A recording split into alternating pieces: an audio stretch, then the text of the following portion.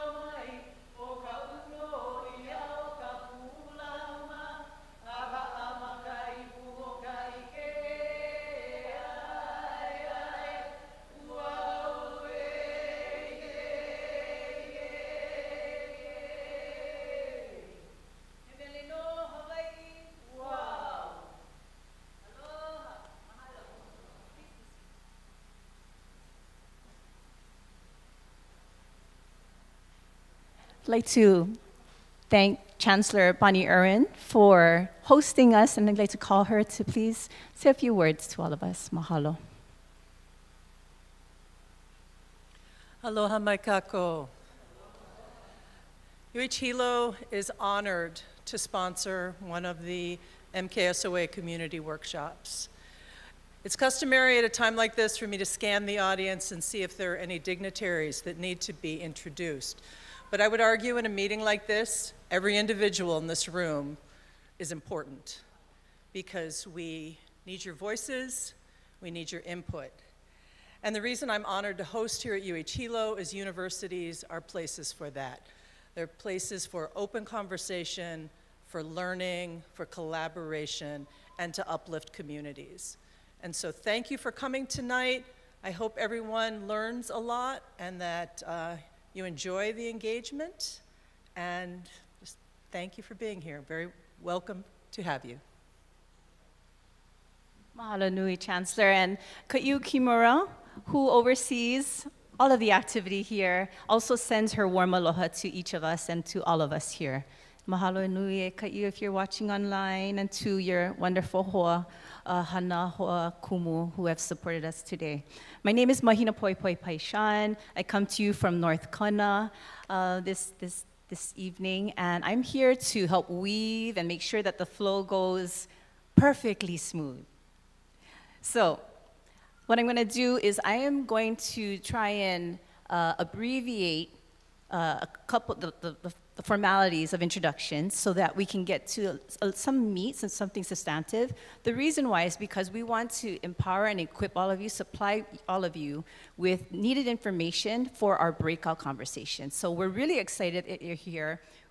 We're carving out about 60 to 70 minutes for our breakout sessions. We have skilled volunteer facilitators and note takers. We're going to be breaking out into 6 different rooms that are all kind of like diverse and so forth. So we're going to have a lot of fun tonight. Okay, so we're going to start off with,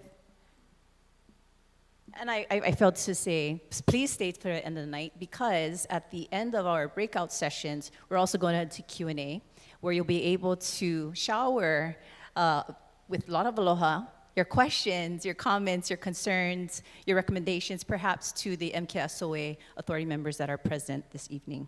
Moving on to the next slide, you'll see in the back of me that there are a whole bunch of logos here. What I want to say about this is that there are a number, all of these logos represent organizations, companies that are rooted in Hawaii, and more importantly, we pride ourselves by running our organizations and companies that are grounded in Hawaii values and ancestral values. And we're very honored and humbled to be able to support this effort that is powered and fueled by all of you as community members. Okay, and then moving on, so those who are here, if you're representing one of these organizations and those who've joined us today, can you just acknowledge yourself? Also, and those who've come in today from HILO as facilitators and recorders, please acknowledge yourself as well. Mahalo nui, there's quite a team. And now we're gonna briefly go over those who represent the MKSOA, or Mauna Kea Stewardship and Oversight Authority. This is a good looking group, pretty smart too. This evening, we have a few members who are present, and I'm gonna ask them, once their name is called upon, to please stand so that you can spot them. So, Chair Komeiji. Vice Chair, Dr. Noinoy Wang Wilson. Vice Chair, Rich Matsuda. And Neil Kaho'okele Hannes. Leading the team of the Mauna Kea Stewardship and Oversight Authority, we have Kalamai, we have Chancellor Irwin. Thank you. Chancellor Irwin, thank you. A little later, they're going to provide a little bit more context and background, and the way that it's composed is actually a distinct feature of this new authority governing body. So moving on to the staff members, this authority is led by Mr. John DeFries, Executive Director. Directed by our very own Hawaii Island's own Bill Storman, who couldn't join us this evening, but mahalo. And where's Lloyd Unibasami? Aloha, mahalo nui. And finally, another Hawaii native son is Pua'ena'an. And now, ay kama'aina, mahalo. I'd like to ask Chair Komeiji just to warm us up while we go through a couple of presentations so that you have, again, the information that you need, and then we're going to break out into 6 groups. Mahalo. Aloha. I really want to thank all of you for taking the time out to come tonight. It's really important for us to hear from all of you, the different perspectives that all of you have. The legislature created a very different organization when they created the Mauna Kea Authority. And part of the difference is the emphasis on community input. So we're going to, like Mahina said, we're going to break up into small groups, and we're going to spend most of the time listening to you. So I would really encourage you to really be as truthful and frank in a respectful way in your discussions. But I would also ask that in addition to educating us, that you listen to each other.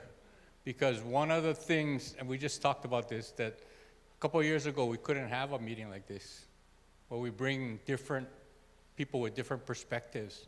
So this is really important. So the idea is to exchange your viewpoints. Stay with your viewpoints. We're not asking anybody to change their viewpoints. Stay with your viewpoints, but listen, try and be open to listen to others.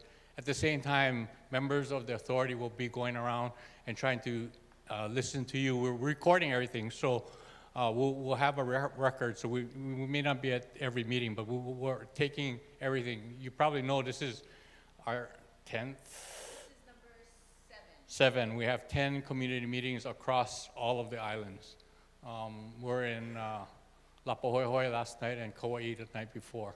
So again, your input is very important. Again, thank you for taking the time out at this kind of dinner time and everything, but we really appreciate you guys coming out tonight.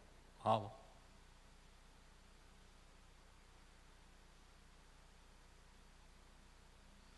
Aloha mai kako. Oh, my voice is so booming. Yeah, because you know I'm so soft-spoken, right? It doesn't take much to sit in a chair.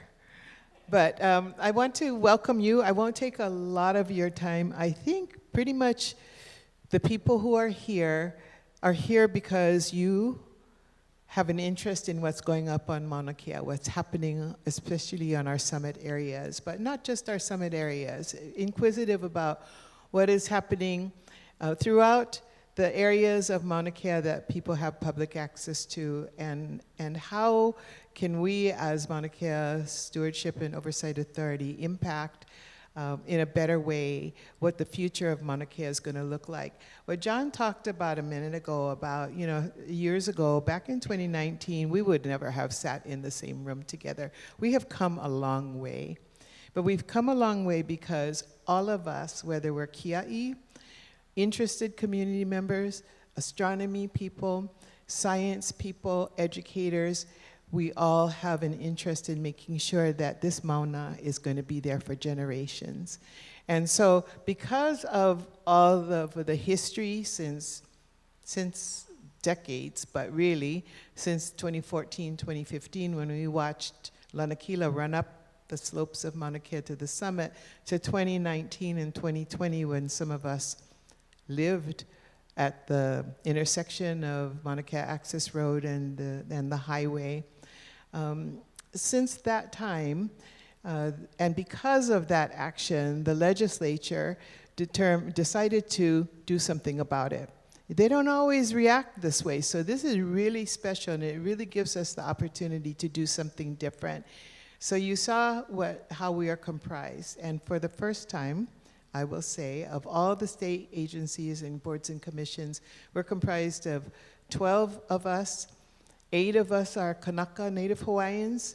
7 of us are community members that are here on this authority because we have very specific kuleana or very specific background and information. And all of us are there for the same reason. So and that is to make sure that Mauna Kea will be there for generations and for our mo'opuna.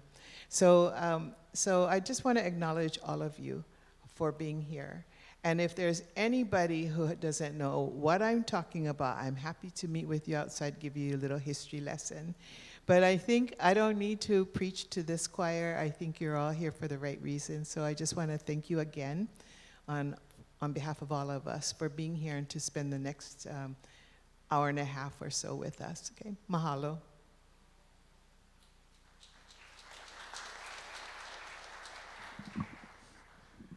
You forgot the values. Aloha mai kako. It's a pleasure for me and an honor to really to be on this authority and to be standing with my fellow members and to be taking on this hugely important assignment. Okay, so let's look at the big picture. There was a problem. There are indicators of distress. When you're arresting people like her, when people are spending many months in arduous conditions, putting their health at risk and being away from family or their hana of one type or another, when you have endless contested case hearings, when you have litigation that sucks up money and time and resources, when there's confusion about what we want or don't want, you've got indicators of distress. So the community did their part in raising those issues. The legislature did its part and say, we got to solve this. We are seeking a harmonious coexistence of very important uses in the state on and in a very important place. So you can create an agency, but what does that mean? Are you going to be any different? And so we've had to kind of think about how are we different? And Chair Komeiji has kind of given you some indication of that, but let me kind of wrap it, put it in a bundle for you.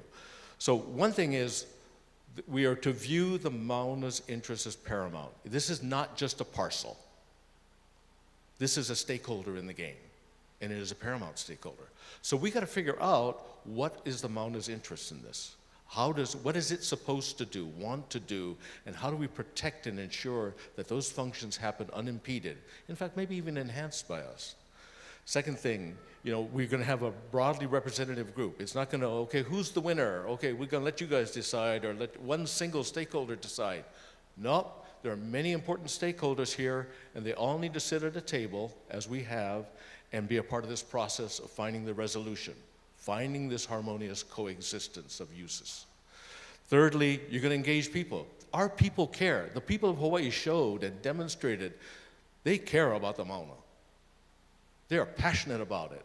Go tap that passion and tap that ike and tap that wisdom that they bring to the table as part of your process. So yeah, this is our 7th round this time, but before we had our planning consultants, it takes a long time to do things in the state because of RFP and all kinds of stuff. So it took a while to get them on board, but we said, we got to introduce ourselves. So some of you were in the room here, I think back in the fall, when we made our introductions. And we would say, let me tell you what we're doing, who we are. This is not a secret society. This is very much a public process and a publicly engaged process. So reach out to the public was part of the how are you going to do things differently? We're going to do this outreach. And thirdly, wherever number I'm at, we need to be transparent. And so the things that you tell us are going to be recorded. Now somebody's going to tell us one thing, and somebody's going to tell us something diametrically opposed. And that's all going to be recorded, and at the end of the day, we're going to have to make some decisions. And our decisions is not to kind of water things down to what everybody agrees on, or just to kind of ignore things, but to rationalize things and to present to you a logic model for here's what we're going to do. That's what transparency is about. We're going to do this for these reasons. And so that's our pledge to you. And finally, to be really cautious and committed to accountability. If you put into a lease that you're going to say that something needs to be decommissioned or that certain rules of carrying capacity are going to be observed, you need to uphold those rules. You can't just put them there for the value of their words. There needs to be follow through. So we kind of think, okay, as we looked at how we're going to do this differently, how we're going to achieve this goal that they gave us, we're going to do these things. Now tonight, what we're going to do is, your job is not to write the whole plan. That's our job. But we need your insights on certain things. So we kind of cherry-picked out from the strategic framework. And I guess that's another thing I should say. We said, we're going to have management regulations, a management plan, a regulatory regime, but it needs to be driven by a sense of vision. And so we kind of separated a strategic framework of our vision and our values, and those core principles separate. Let's look at that separate. That's going to give us the island that we're sailing to, and then the management plan is how we regulate ourselves and all the behaviors and activities of humans to get there. So not unlike our voyaging canoes who kind of have a sail plan, they see the island, and then they prepare a sail plan as to how, and develop a crew to accomplish it. So likewise, we are taking that same approach. So from the sail plan, the strategic framework side, we have something that we're mandated to do by the legislation, is to develop an aspirational statement. So that's going to solve and address certain residual social justice issues, conservation and preservation issues, and so forth. So that'll be one thing that we ask you about. Another thing that's a hotbed issue is access. Who gets access? How is that controlled, and so forth? So we're going to ask you about access. And then finally, we're going to talk to you about some of the underlying values that we kind of inherit and we look at from our kupuna. Just as we've listened to you, we feel like we must listen to our ancestors too, who aren't present today. And they've recorded their wisdom and their observations and advice and counsel in Kumulipo and other ole and ka'ao and so forth. And some of those are Kanawai. And so why start with a blank slate if your ancestors have given you some rules and things to inform and accelerate your progress? Let's use that. And so that's what we're going to go to now, is we have Antipua Kanahele, and some of you may have seen this. I probably have seen it over a dozen times, and every time her depth just washes over me and I get something else out of it. So bear with it as we watch it again and listen to and kind of launch and inspire our conversations tonight with her thoughts about what our kupuna said about Kanawai. Mahalo. Hello, Yakapoa Pau. It's a real honor to talk about Kanawai because it's not something we hear about all the time, but it's something that existed for a long time, and it's something that continues to exist because it has to do with this land that we live on, and what we as Hawaiians anyway should know about this land that we live on. That's what the Kanawais are all about. Kanawai is first and foremost, is called a law, but it's like a code or a decree or a regulation. Any one of those will identify the idea of Kanawai. And the first Kanawai that we're going to talk about is a Kanawai called Ho'okiki Kanawai. Ho'okiki Kanawai. Okay, and Ho'okiki Kanawai is the law of continuum.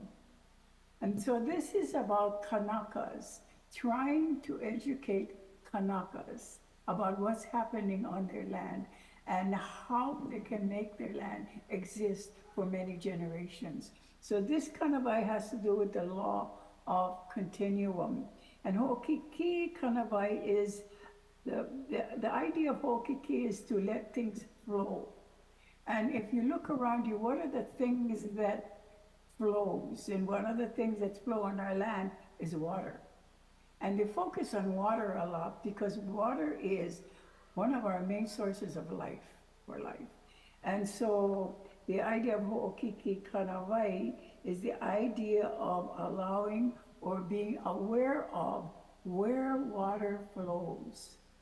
And the other thing that flows is magma.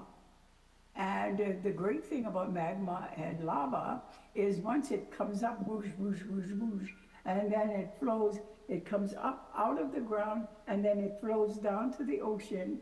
What it does, it gives us land. And we look at it sometimes as being destructive. It is not destructive. It does what it has to do in order for us to have land. And so what the Ho'okiki Kanawai is stay out of its way. Okay, allow it to flow. And then the idea of water that flows, Mauna Kea, the aupua of Ka'ohe runs from Hamakua, it's a small aupua, runs from Hamakua to the top of Mauna Kea and over to Mauna Loa. Ka'ohe is bamboo. And the idea of the bamboo and why it's called bamboo, it has to do with water. And between the two mountains catches the most water. And it catches the most water, and this water will go into the earth, go into a bamboo idea of water basins. And then the water will leak out from it very slowly. And so you have all of these water basins between the two mountains. And that's why we have really big rivers in the Hamakua district, because of all the water that flows down freely. So the consciousness of what flows, where it flows, why we should be conscious of it flows, because it gives us life and because it gives us a place to live. And water is what we need for life. And a lot of the water has to do with the two mountains that we live on. Yeah. That's the idea of the continuum. The other kanawai is kua'a kanawai. Kua'a is the burning back, the law of the burning back. Now, the law of the burning back has to do with the gestating of landscape, basically, gestating of landscape. You know, they initially looked at it as, or compared it to an ali'i of very, very high rank. You don't approach the ali'i of very high rank because he is out of reach of everybody. It's the same thing with these land areas, the landscape that we need to hold sacred, or we need to hold like they're going to do a lot of good for us, because these are the land areas that are necessary for our existence. One is, of course, the volcano, and is one of it. The other is places that have marshes and streams and rivers and coral heads and the idea of the wet forest, because all of these things help to reproduce what's in there on the land. Coral head, that's things out into the ocean, and a lot of fish go for it. Okay. And the wet forest is what gives life to more forests. Okay. And the streams do the same thing. And so this is the idea of the law of the burning back. So you look for these places and you be sure that you allow these places to maintain itself as it is.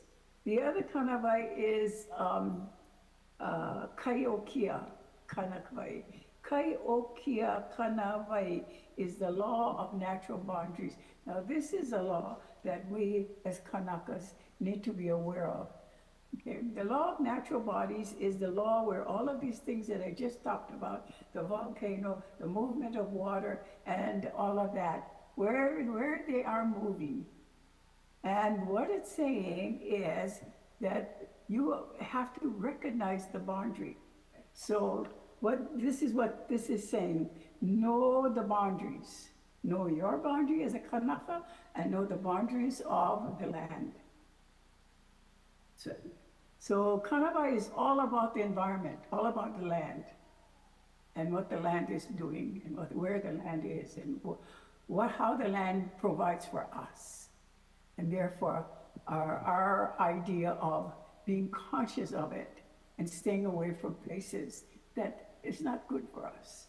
Okay, the last Kanawai is Ki Hoi Hoi Kanawai. And Ki Hoi Hoi Kanawai is the law of regeneration. And so the law of regeneration is that it's like the first law is the law of continuum. We need to continue our own generation of Kanakas.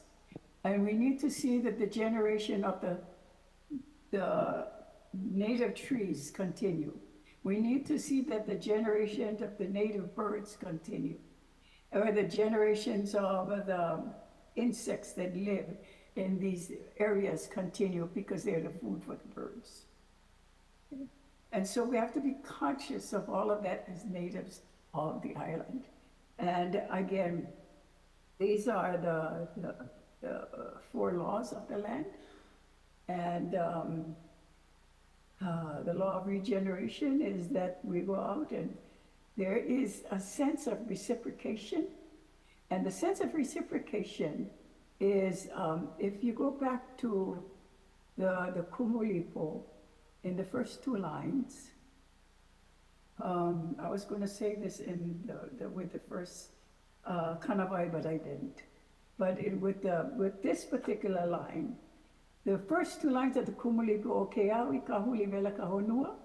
And when you talk about that, people say, oh, that's when our earth is hot. No, it's talking about the lava. When the lava is hot, it makes our earth hot. O ke au I kahuli lole kalani. And what that does when our earth gets hot like that, and a lot of steam is coming up, it clouds the sky.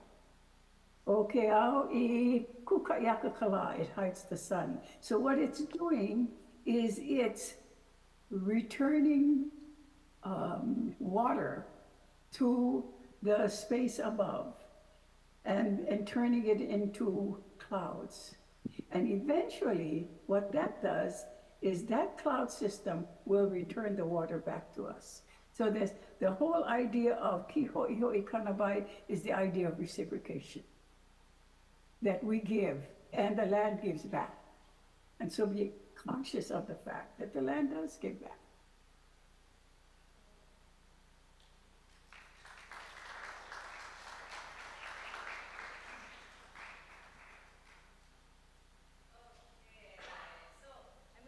Kindly ask all of our volunteer facilitators and recorders to join me up here. And now, so what we get to do, everybody, did you know that you had a nice little colorful dot on your name tag? Okay. And the reason why is we're going to try and do this in a really orderly fashion. We have 2 groups who are going to be placed here, and then there are 4 groups that are going to be in different rooms here, but we want to make sure that you don't get lost, and we have facilitators and recorders that are going to actually walk you out. Team, let's note that we will be back in here at 7:15. 7:15, mahalo. Please take your belongings with you as well. If you need, well, we cannot consume food in here, but if you have a water bottle, I think that's okay in the other classrooms. Restrooms are in the hallway over there if you need. Okay, so if you have a green dot, you are with Jessica and Avery. So please go ahead and you can follow them. Jessica and Avery, green dot, mahalo nui. We'll see you back at 7:15. Your names might also be in the color. And your names might be the color. So if you don't have a dot, then your name will be in the color. So green, yep, mahalo. O. This is mahina o lalo Hawaii no laila. E olelo wau mana olelo e lua. Maka ula ula, hui ula ula, kakau ia maka ula ula, red no hoi. You will follow kalehua and kilohana. Kalehua and kilohana. Ula ula, red dot, or if your name is written in red. Okay. Maku'e, brown group. Kokua ia e Lala, ame Heather. Brown. Lala and Heather.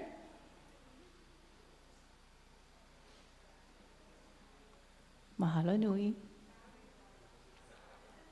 Alaila, hui poni, purple. You will be facilitated by Pua'ala, and Pua'ala's in the back there. Supported by Nalu, Pua'ala, purple. Hui poni. Alaila, ka mea hope loa, ka hui hope loa, he alani, orange crush. Cheetos, yes, can do that too. And you will be following Missy, and supported by Sheree. If you do not have a color, come and see me, and I can support you. And to our online community, those who are following us on YouTube, mahalo nui. We're also supporting you. We'll be putting out the questions. Mahalo. So we're going to get started. Oh, kala Kalamay. Blue, uli uli, kalamay. Maanai, me hanokala. You're right over here. Blue, uli uli.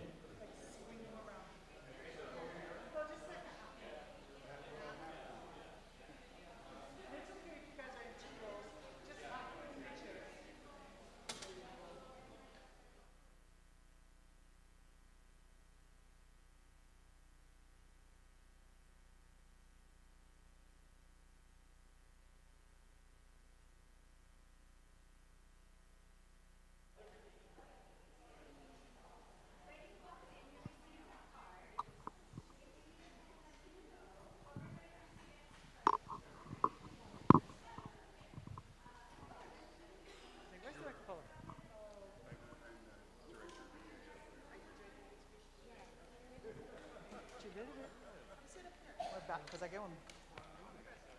Like a big back, and so I always like back up into the team. Anna. So aloha everyone. The first activity that we're gonna do, first of all, this is gonna be a mic and we're gonna play pass the mic. It's not gonna be amplified in the speakers, but this is so that our online participants in the YouTube, in the YouTube, on YouTube land out there, aloha, they will be able to participate in a sense of hearing the discussions and knowing the questions. And so I'm going to pass this around. When you speak, I'm going to give it to you, and then you can grab them and just speak into it. It's kind of weird because you won't be able to hear yourself on the speakers, but it's going to be also for our recording. Yeah, so we're going to record everybody's mana'o. So what you'll see up on the paper here are like your big thoughts, but we'll get all the information that you have, especially if you like talk like me and say a lot of words, you know, and you're like, Jesus, can you slow down a little bit? It's okay, it's gonna be totally captured. The first thing we're gonna do though, you were given cards when you first came in. Yeah, yes. Can you hold yours up? Yeah, you were given a card. If you didn't get a card, we can get some for you. We have some right here. Who didn't get one? There's a couple, okay, yeah. Yeah, and then if you guys can, you got the Palila one. Okay, yeah. So there's stacks, by the way. This comes in a packet. You can go home with 5 of them tonight. Beautiful pictures on them. They're located on the information table over there. So before you leave, just go grab a stack of 4 and add it to this one. But for right now, on that card that you have, there's a question. Yeah. Can I see yours just for a second? And the question for this one is, what is your relationship with Mauna Kea? And that's going to be like our intro icebreaker to each other. So if you guys know each other, turn to other people that you don't know, and discuss that for like the first 5 minutes, just to kind of get us in the talking mood. And also, it's a pretty good question to start off this discussion with. Yeah, what is your relationship to Mauna Kea? Or what? Yeah. So just turn to whoever, and it's okay if you guys end up groups of 3 or whatever. I already know you. It's okay. It's not that strict. You guys can, because you guys might not know each other's answers to the question. So it's okay. Yeah.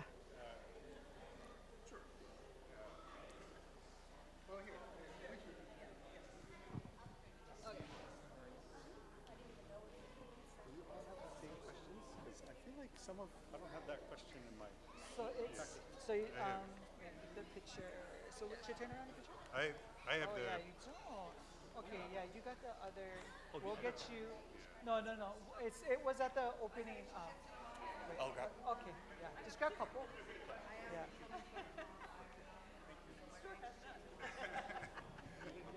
I got one.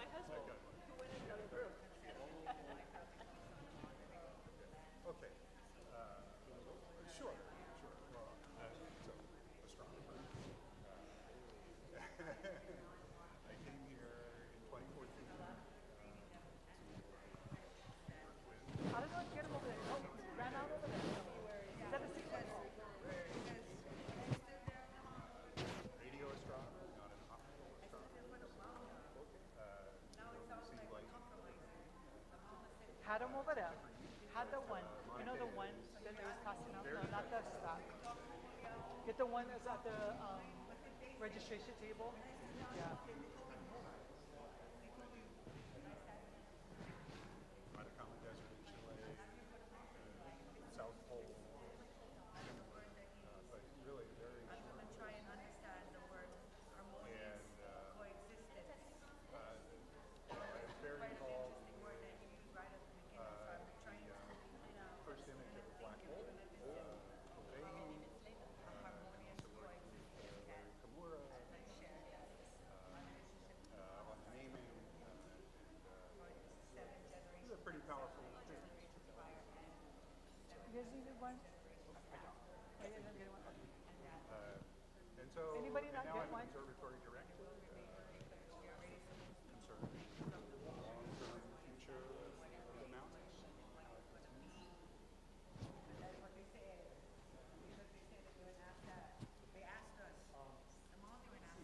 Okay, we're going to wrap up in about a minute or so. Yeah, sorry. Yeah. So, born and raised here in HILO.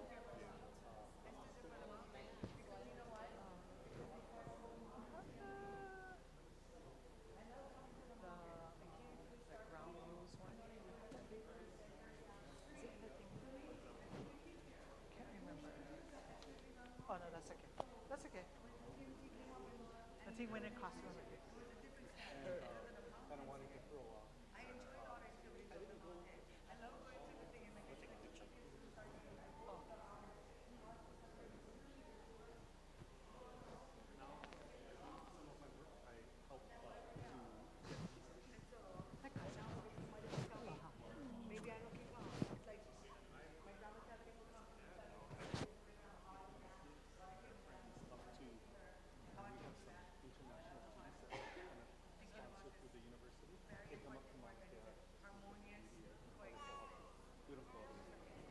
Okay, just FYI, so these cards, we'd want you guys to fill it out at the end of all 10 meetings. So we're going to collect the cards from you tonight, just that one. You guys can take home all the other ones, but just the ones that you wrote on. And if you didn't get to write on it yet, you can write on it like throughout our conversation. Leave it to us, and then we're going to create an art piece that results out of the conversations that have been had throughout all 10 of the meetings. Yeah.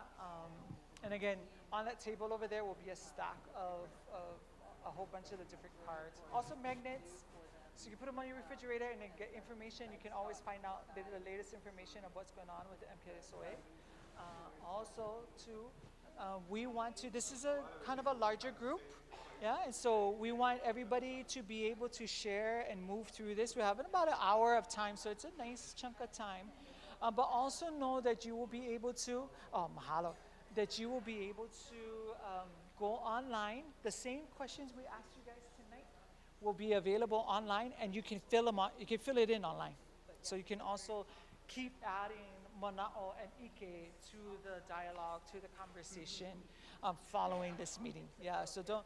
I know some people are like, oh, I never get to say what I want to say, or you're driving home and you're like, damn, I forgot that. But don't worry, there's still opportunities, and all that information is going to be fed into the same vaihona, the same, what is that in English? The same library, repository of information, yeah? Okay, we're going to start. We usually have the paper of the grounding etiquette, but I'll just talk through it just for a couple of seconds. So we're going to pass the mic every time you talk, and I'll come grab it from you and move it to everybody else. Make space and take space. Yeah, listen deeply to make space, connect with compassion, and use your voice to take space. We're co-creating a new future together. And so hold yourself and others accountable and capable. And then bring your full self experiences, passion, and solutions, to whatever you guys are talking about. Mahalo. Okay, thank you. Okay, first question that we have for tonight is an access and use question. Yeah? What are some examples of social, safety, and conservation impacts that recreational use, that should be monitored? Okay? Well, I'm going to actually You know what I'm going to do? I'm going to actually preview the other questions because some people are like, that's not the question I like answer. I go, not a question I like answer. And I got to tell you, wait, coming up. Yeah. So actually, the second question is going to be, how might the authority provide guidance to ensure that individuals have the information to conduct themselves in an appropriate and pono way on Mauna Kea? Second question. Third question is, after learning about Kanawai, that video that was just shown, and examples of how they guide stewardship and ecosystem management, what are some examples of places or times on Mauna Kea or elsewhere, if your work is elsewhere, where Kanawai are at work? And then the last question for this evening is, what are some of the social justice issues that are still unresolved and underpin the conservation, preservation, and public use of Mauna Kea? Yeah? So we're going to start at this one. What are some of the examples of social safety and conservation impacts of recreational use that should be monitored? Anybody have a manao? I don't want to start with opinion, but maybe to help us, like when you say recreational use, what do we mean? So that maybe we can talk about your topic or your question. No, mahalo. John, you have an answer for that, Uncle John? What is when we say recreational? What is recreational on the Mauna? Oh yeah, Justin can answer all the questions. Yeah. I can't answer all the questions, but I think a big part of recreational use that goes on up there is the tourism, which was part of what the state wanted in the first place when UH took over to managing the lands. As part of the requirements is developing tourism around the mountain. Hiking, of course, there's I think about 1,000 people that use the HALE'OLELO Trail every year that hike from the visitor center all the way up to the summit. Yeah, those are good examples. Tourism, hiking, General sightseeing, people who like go look at the stars or whatever. Yeah, I mean, people want to go see the stars and sunrise, get their pretty picture, you know. That's a lot of recreation up there. And I don't know. Do they have a purpose up there? I don't know. Besides that, but that's my opinion. And some of you may have experienced what recreation looks like on the Mauna. Some did you participate in? And some is just like, what is happening? Yeah. Is that enough to kind of get everybody's wheels turning? Wondering if like cultural use is distinct. Sorry, like if cultural use, like someone going for cultural reasons, is different from what we are talking about in the question of recreation.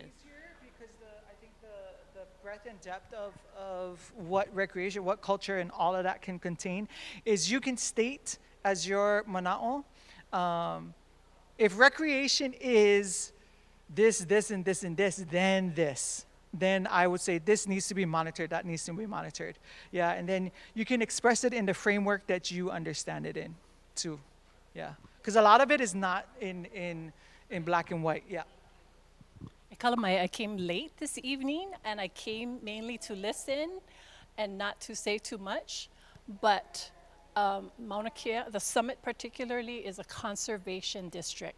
Our Kanawai, our ancient law, and our modern state law designate it as a conservation district, and there are clear laws about the uses and the protections in place of conservation.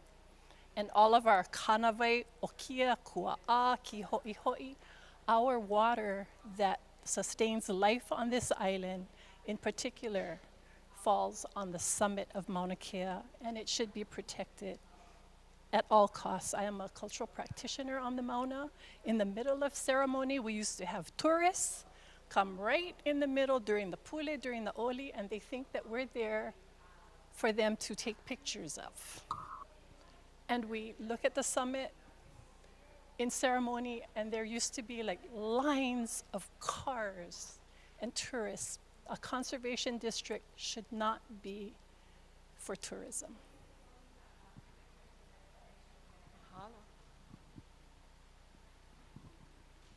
Any other mana'o for this question?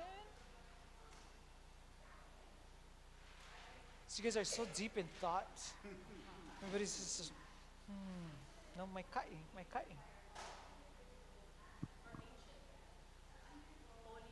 Our foundational kumulipo clearly tells us, komo ke kanaka a ohe komo. Komo ke akua a ohe komo ke kanaka. If you don't understand what that means, then go find out.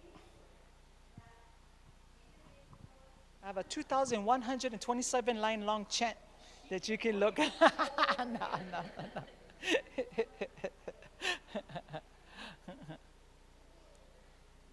So this one is more, it's an access, just like Cousin Leilani said, yeah, an access and use question. It's not the only access, type of situation that comes up, because there's roads, that move, through there.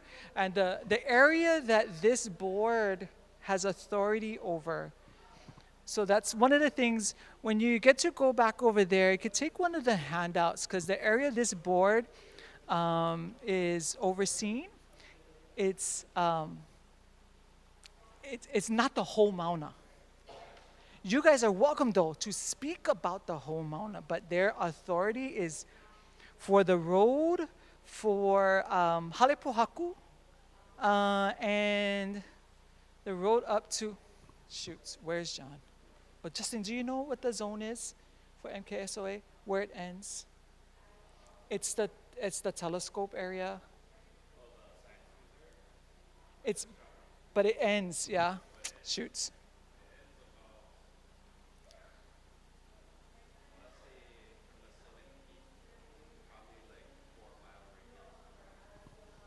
Okay. I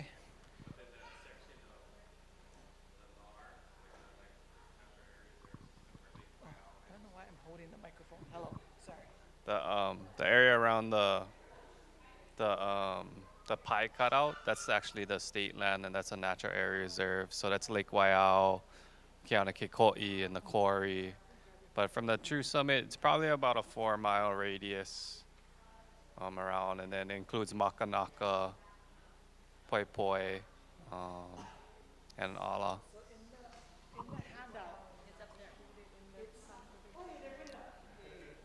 It's part of a different kind of conservation area. It's part of a natural area reserve.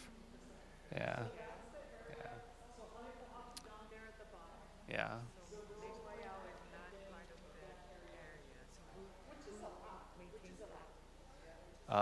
Typically it's the Mauna Kea. Typically it's the NAR, Department of Natural Resources, Natural Area Reserve. But UH does the rangers help to check it out and like oversee a lot of access to that area too. It's good to know because,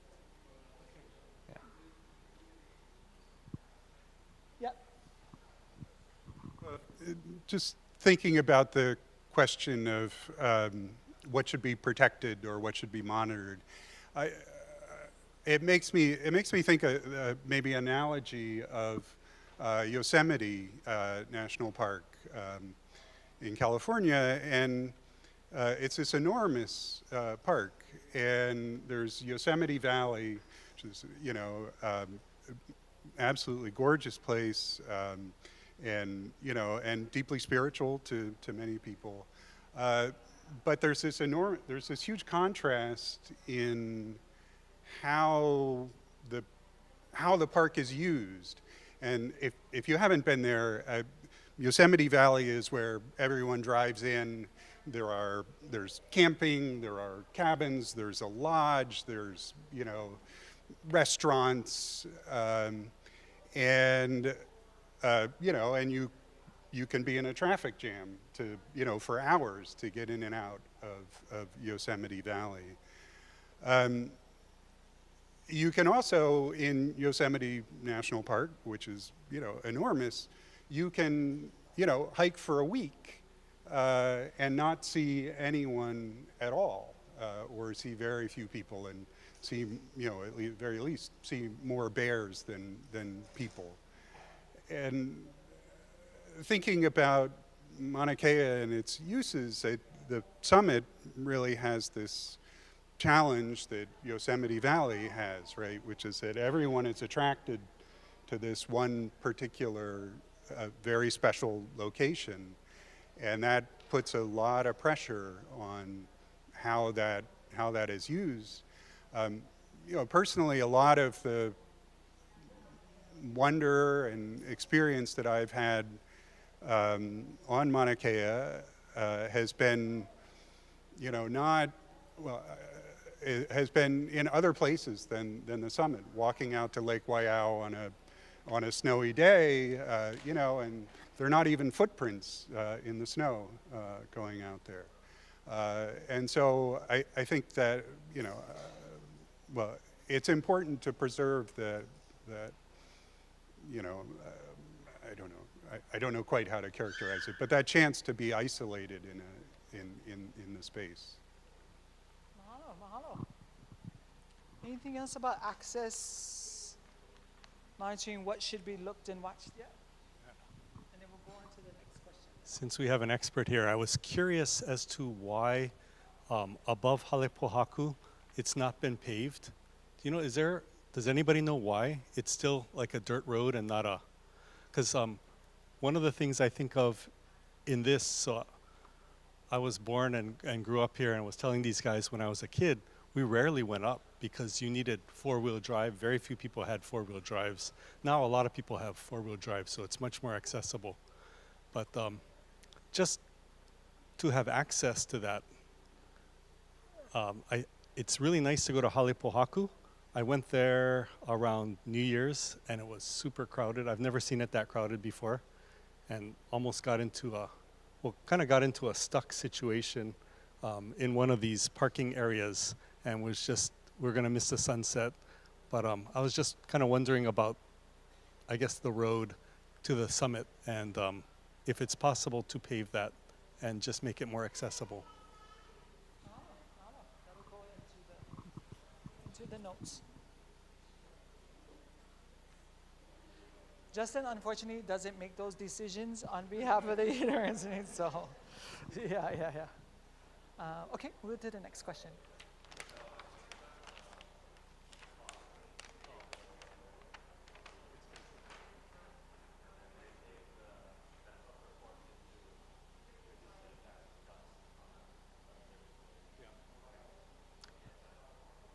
So our second question that we have here is, how might the authority provide guidance to ensure that individuals have the information to conduct themselves in an appropriate and pono way on Mauna Kea?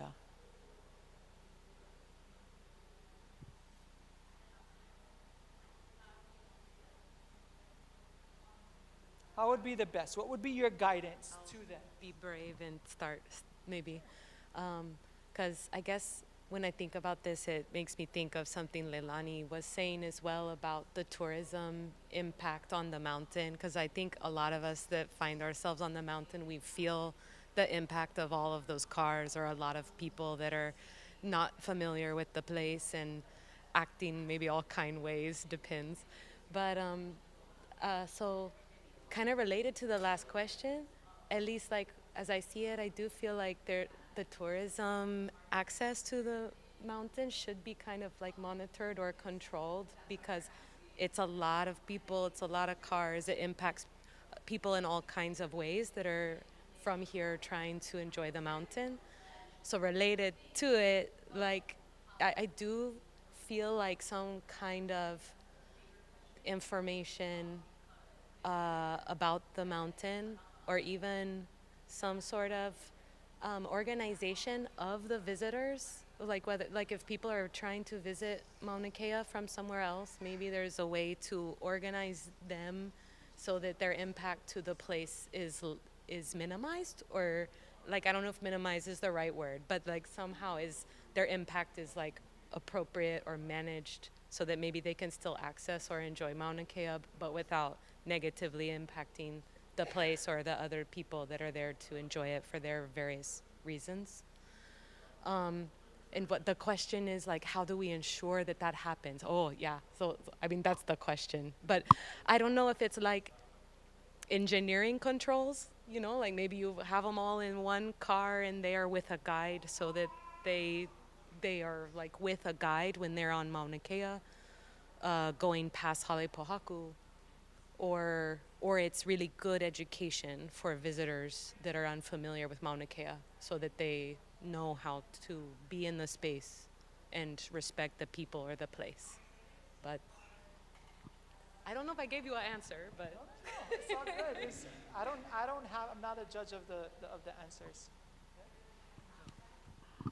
I don't know if they understand the importance of acclimating if you're going to proceed further up the mountain.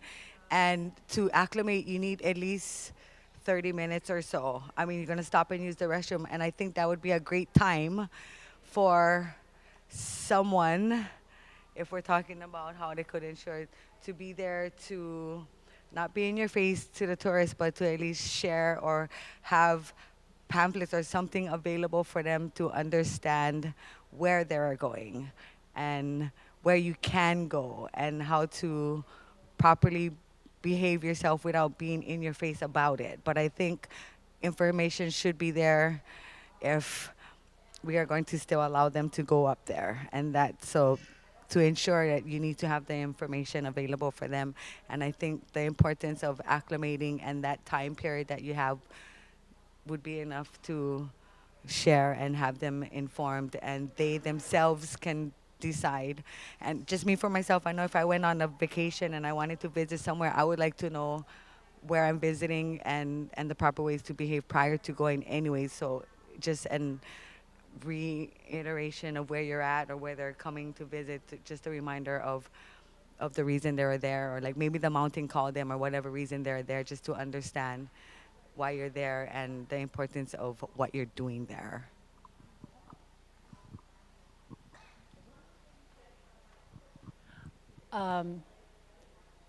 I work here at UH, right across in the other office here at the College of Hawaiian Language. So I'm part of UH. But I feel that the University of Hawaii has been a very poor steward of Mauna Kea, and because of that, the authority was created. I wasn't so supportive of that. Hopefully they will be better stewards of Mauna Kea, and that remains to be seen. If they follow the law, ancient and state current law of conservation, that will inform them, and we will see whether or not that authority is any better than UH. At Hale'olelo, we testified against them building a parking lot. They clear-cut over 100 precious mamani trees, which are the only food source of an endangered species, the palila bird. We begged them and testified that they wouldn't do it, but they thought they were so good, smart, high and mighty. They destroyed a whole mamani area and built a parking lot for tourists. And for that and many other reasons over the last 50+ years, the University of Hawaii showed clearly that they are not good stewards of Mauna Kea. And I hope that the Mauna Kea Authority will do better, but that remains to be seen. What would you like to see them? They were created by the legislature. They must go back to the legislature and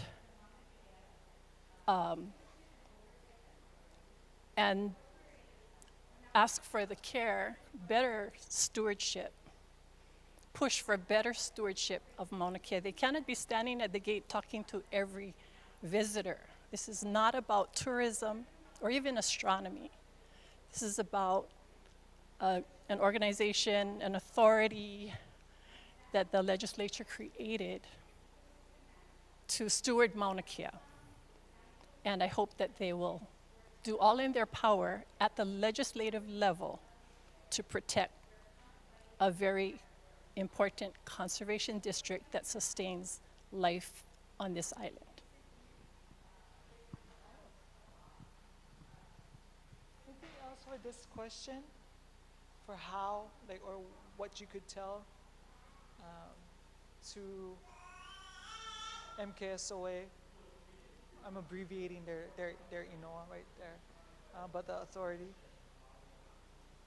on how to make that happen?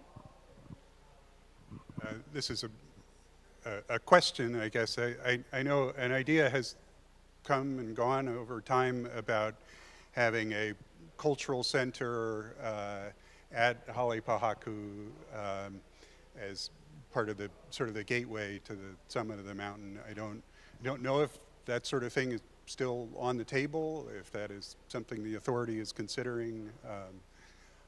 You know, it seems like it's potentially a way to address some of the concerns about, you know, how informed people are on as they proceed past there.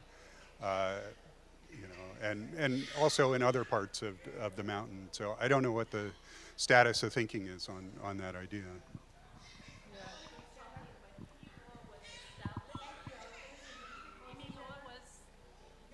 HILO was built across the street there for that, to educate visitors about Mauna Kea without them ascending to the conservation district.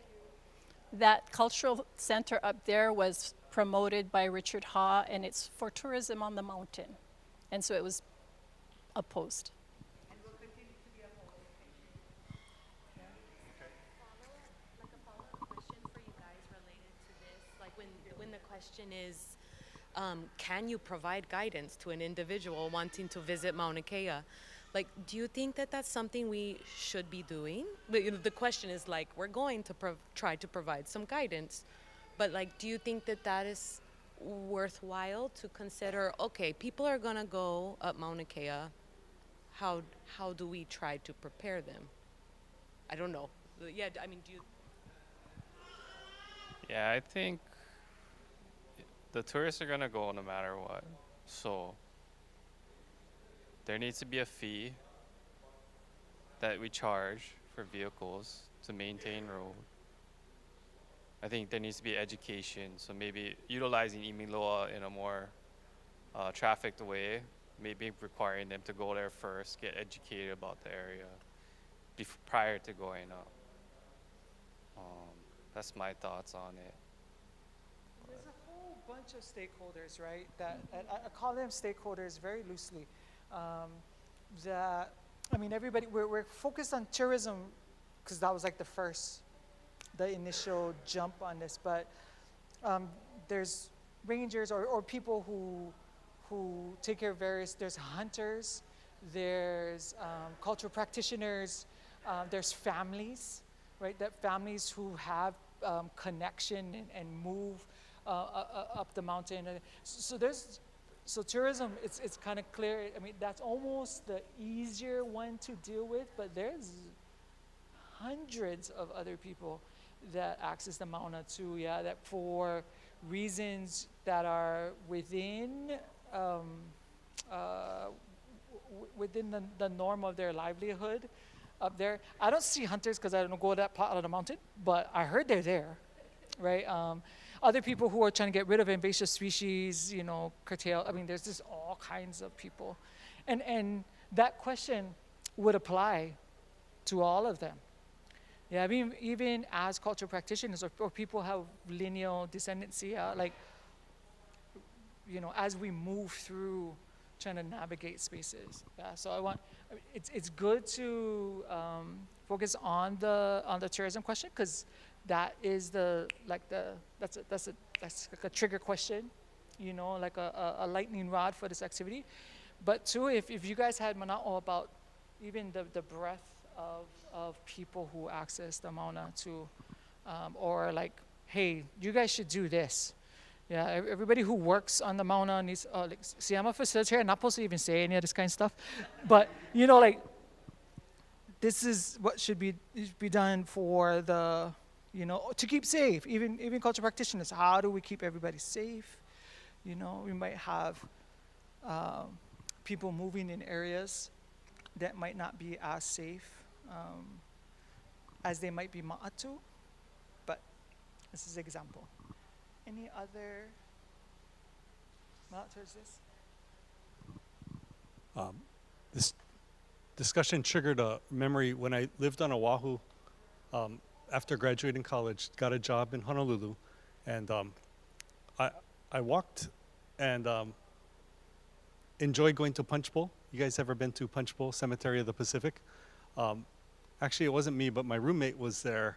He was jogging. I was just kind of walking through, enjoying the beauty of it. But so my roommate was jogging around Punch Bowl, and he was stopped by one of the security guards who said, "Sir, there's no recreation allowed here. This is basically it's a sacred place, and there's no, no sort of fun exercise stuff. You got to just be kind of respectful and quiet." So I was wondering maybe that's something that MK SOA might consider, park rangers to just with a code of conduct and just kind of going around enforcing that code of conduct. That's good, like drawing on that kind of stuff. You can't jog on the summit. It's way too high. You try? I can't walk on the summit. I seen people hiking, and I was like, "You're crazy!" But yeah, or bicycling. But woo. But that's a good example. So other places in Hawaii that malama wahipana, say ha'ena Kauai, Hale'olelo, Hana, right? A lot of these places have community efforts where in Ha'ena now, if you go to Ha'ena, you cannot drive in. You gotta park outside in like Wainiha. No, not Wainiha. Oh, Waipa'a. You gotta park in Waipa'a and then catch a shuttle in, and they regulate who and how many people can come through, and you pay a price, right? But the people over there determined, hey, this is the way, right? Hana people did the same thing, right? If you go to Maui, you take certain roads, the Hana community has come and said, it's too dangerous. Like our lives are at stake with all these people coming and stuff like that. So this is how we dictate. Hale'olelo, you have to make reservations.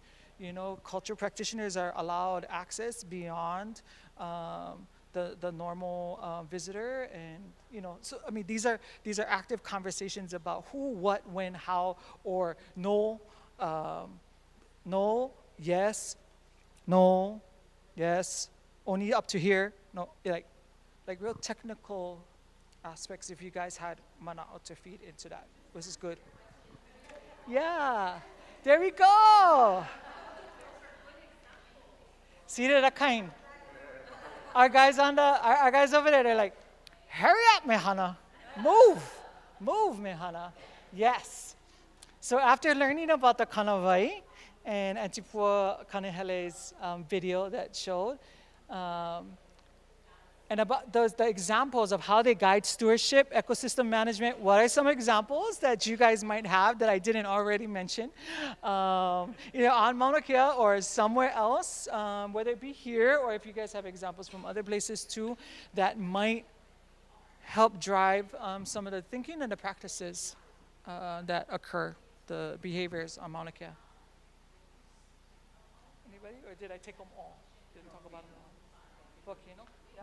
You want to talk a little about that? No. Anybody want to talk about volcano? Volcano has practices too that, cultural practitioners and people have been. Yeah. Volcano is a real obvious one because you cannot go where the lava is flowing, or even when it flowed recently. The ground is hot, right? There's still people who cross the yellow tape because they want to get a better picture. What they do have at Volcano that we don't have at Mauna Kea is the kind of, I would want to call them enforcement because they're rangers and they're for education, but they're present. So the presence of all of those rangers, park rangers, helps to deter people, or they are right there to say, get back across the yellow line. But to stand there and watch people purposely go over the line because they want to get a better photo is alarming. That's the good word, alarming. So short of employing a whole lot more rangers who we put at risk, because being at elevation all day long is not good for your health, There has to be other ways. Hemana'o ka'oko, any thoughts? Or Ike to add to that? I was thinking too. Yep. Because I was in another group. I was thinking, maybe can somebody say we need to employ technology? Maybe cameras. I don't know. We have a system of cameras centered on our, most sensitive spaces. So maybe the rangers are not up there, but if you see them, you can stop them on the way down and give them a fine or scold them or something, or at least see, like your Ring camera at home, who was crossing the yellow tape. Is that a good idea?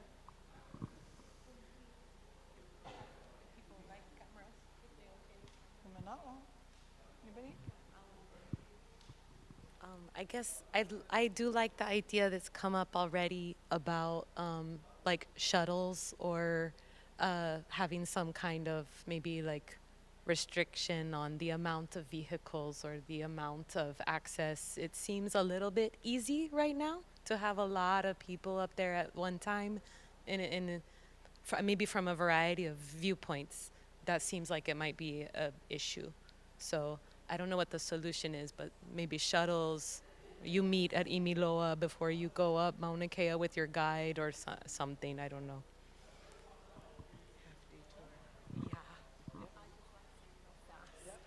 One example on Mauna Kea is during the COVID shutdowns in Hawaii, tourism came to a screeching halt. It wasn't helpful to business who are dependent on tourism. But our aina, from Mauna Kea to the oceans, thrived. We saw birds that they thought were extinct first we heard them chirp, and then we saw them, and our fish in the ocean became plentiful. The land thrived. The natural resources were abundant just from that rest from tourism, from over-tourism. Even on Mauna Kea, there were no tail lights by the hundreds going up to the summit or people just walking around in kapu areas. The ancient kanawai were evident at that time. And then we understood better what our kupuna meant.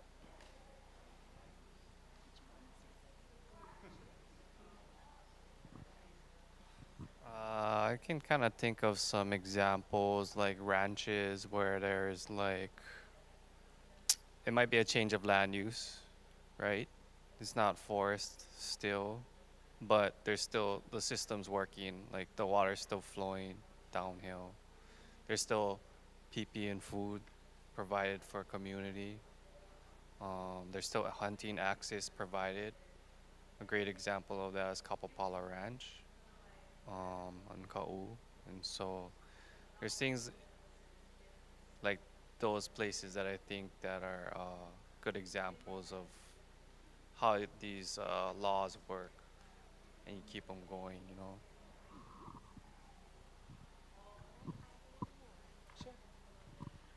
I don't know if it's working well, but I think I kind of like the idea and concept of, I think the way that they changed access to YPO recently, where you have to have state license to access it. And now I don't know exactly how YPO is doing with that, but it seems like a good idea to me. And so sometimes I feel like, okay, if you have a state ID, you can drive up Mauna Kea. And then if you don't, you take a guide or a shuttle or whatever is the structure. Talking about money seems a little difficult, but like you mentioned, it's like that could also generate revenue, because everybody who does not have a state ID, then they pay to take that shuttle or the guide or whatever to access the mountain. That revenue can better the mountain. Maybe something like that. But we could maybe look and see how is YPO doing under that new mode of operation, state ID only. YPO is actually more restrictive, yeah? It's like literally actually more restrictive than that, just the idea. Like you've got to be family or have aina, something like that down there. Yeah. Haena is with the IT. Yeah, yeah, yeah, yeah, yeah. Yeah. And I was just thinking about Hanauma. Hanauma is like that. Yeah. The number of people. Yeah. Yeah. I'm going to start. Oh, yeah. One small comment about making people pay, which is that you can always ask people to pay more, but it basically favors the wealthiest, and it cuts off access to the people who can't afford to pay. And I think, I hear tourism people talk about this all the time, right?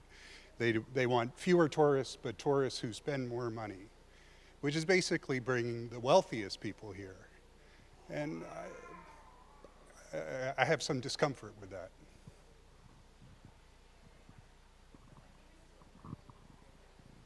Okay. Some of you guys never said nothing yet. I wanna just hand it. There you go. There you go. Hi, my name is Peter. I'm the Governor's East Hawaii representative. Hearing about Waipio Valley, Hanauma, one place that wasn't mentioned was Rainbow Falls. Recently started charging a fee.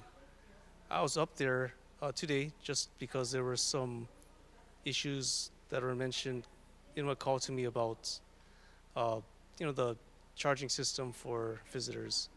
And my observation was, if there's going to be a fee, there's going to be people who find ways not to pay the fee, and they may be acting in ways that are not necessarily intended to access certain areas that's exactly what I saw. Yeah, so that's something to keep in mind when you're thinking about implementing access restrictions and fees. So, thank you. Do you have a runner that you want to share? You sure? Okay. Suza? You sure? Okay. Yeah. Anybody? Yeah. No worry, when you're driving home, going all come out, and you can be like, ah. Yeah. Oh yeah. Right now, 60 plus right here, active permits that this authority is going to assume governments of, correct? Okay, and that pertains to all of these things, including recreational and cultural and all of that. And then I just needed to just know the state issued and site issued is by whom? By whom? Issued by whom? Right now, everything, and Noe can correct me, and Justin, you can correct me too if I'm wrong. Everything is still under the University of Hawaii.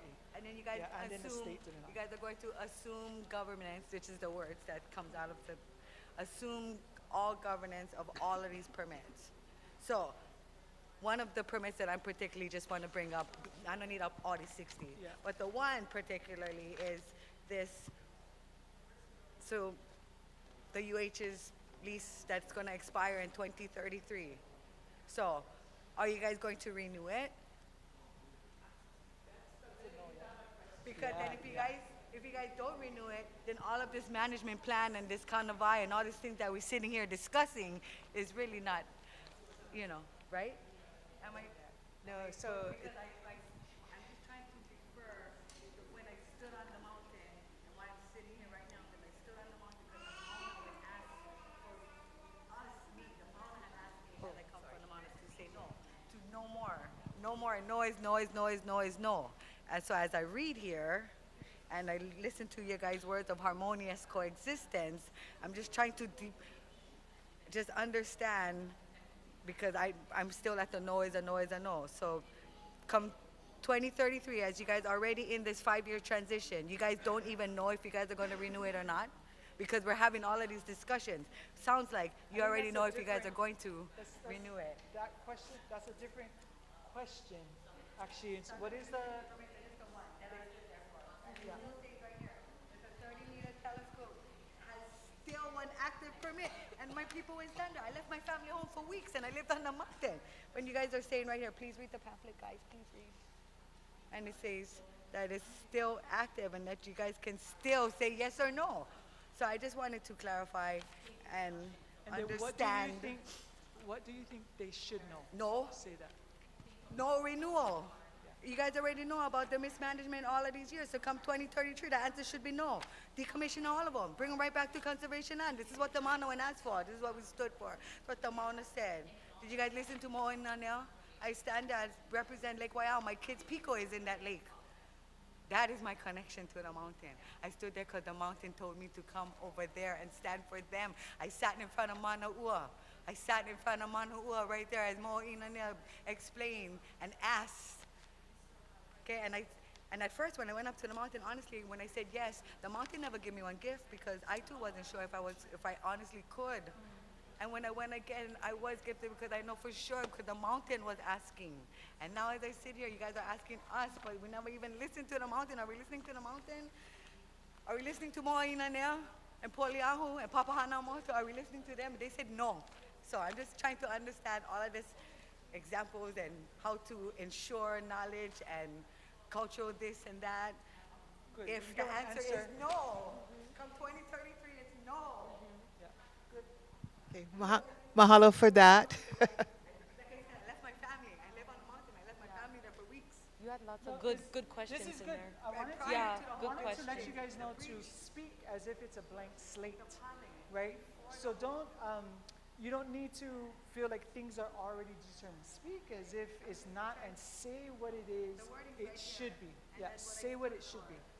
That's right, that was good. It's contradicting what I stood for. And it's still right here that when you say, oh, 30 meters gonna be foul, but right here, the 30 meters not foul. The permit is still there and it's still can do it. It's only 33. Yeah. So that's why speaking to what it is that it should be. No. Okay. Now we're gonna have. Yeah, mahalo for that. I don't, I cannot answer your question about the lease other than the law of this land we live under says they only can be there until 2033. Yeah. So at some point, we, the authority, has to determine how many telescopes should be up there. That's a big question. That's one answer. Yes. There are others who would say yes. And what they're saying for the online audience is 0. So thank you for that feedback, and thank you for recording that. That's what we need.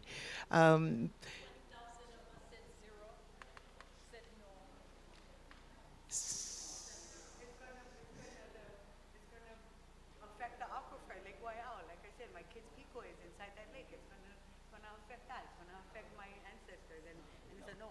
This going to lead us, this is perfect transition into that last question. So this last question is right where you were speaking from, right, about that. What is, right, what are some of the social justice issues that are still unresolved? Yeah, and underpin the conservation, preservation, and public use of Mauna Kea. Now again, speak into what your mana'o, what your solution, what your ike, what your thought is that it should be. Yeah, knowing of. Yeah. I just feel like no is going to a compromise.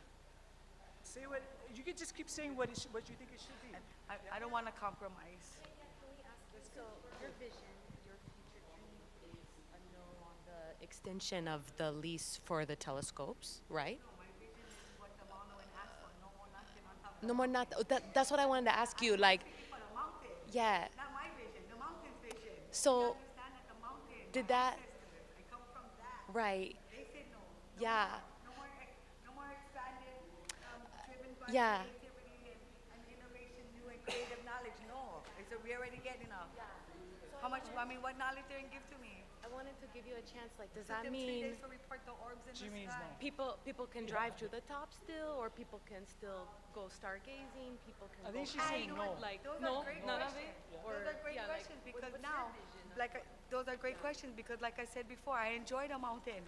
I love going up there and go because, like I said, I come from the mountain. The mountain tell me come. It's like my grandma telling me come visit me. Shoot, I'm gonna come visit you, grandma. But then now, I gotta tell you when I can go visit my grandma. And when I go visit my grandma, you guys gonna tell me how I can dress, what I can do, what I can bring her, what I cannot bring her, how long I can stay.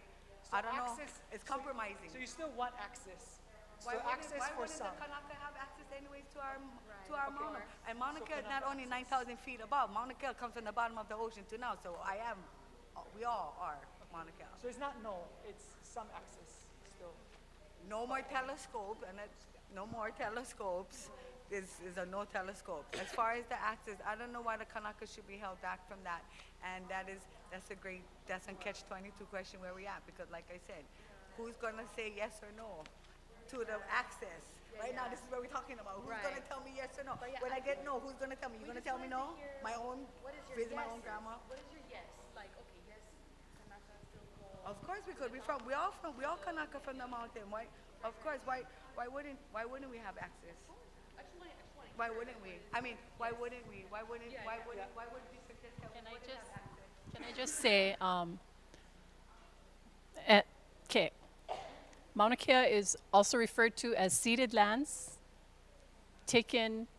Hawaii was taken illegally by the United States. You know Venezuela, Hawaii, Greenland. Hawaii was one of the United States' first experiments in regime change and overthrow. So Mauna Kea are ceded lands. They're called ceded lands, but they're actually stolen lands. They are controlled by the state of Hawaii. But even under Hawaii law, you cannot extend leases past 2033. HRS, you cannot extend that lease. So we should just plan now to start cleaning it up. Yes.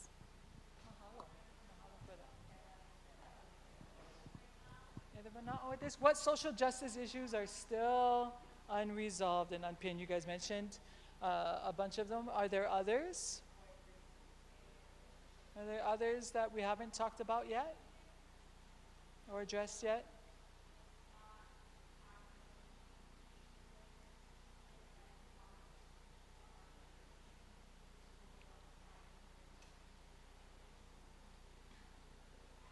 Oh, you guys is good then. Yeah? We're in the kind. That was good. I mean, you guys was super active in this conversation. So that's good. Doesn't have to be anymore. Yeah. We don't have to create any. That's good. We have just a little bit more time. Dustin, how much time we get? He go look at me. He said, Mihana, you out of time. You out of time, Mihana. 2 minutes. 2 minutes. That means he gave everybody else 5. Nah. 2 minutes. Is there any other one now from the questions that was asked? Now you also get, right after this is upheld, the MKSOA board is going to sit up here, and you get to ask them any of the questions that are out, you may be outside of these questions, the things that are lingering with inside of you. You're like, okay, that was cool, but I have this question, kind of thing. You can ask them at that point too.